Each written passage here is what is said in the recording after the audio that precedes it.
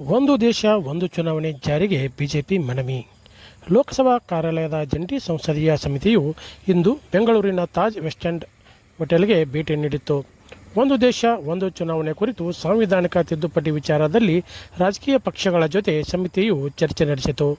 ಒಂದು ದೇಶ ಒಂದು ಚುನಾವಣೆಗೆ ಜಾರಿಗೆ ತರುವಂತೆ ರಾಜ್ಯ ಬಿಜೆಪಿ ವತಿಯಿಂದ ಮನವಿಯನ್ನು ಸಲ್ಲಿಸಲಾಯಿತು. ಈ ಕುರಿತು ಚರ್ಚೆಯಲ್ಲಿ ಬಿಜೆಪಿ ರಾಜ್ಯಾಧ್ಯಕ್ಷ BY ವಿಜೇಂದ್ರ ಹಾಗೂ ಪಕ್ಷದ ಪ್ರಮುಖ ನಾಯಕರು ಪಾಲ್ಗೊಂಡಿದ್ದರು.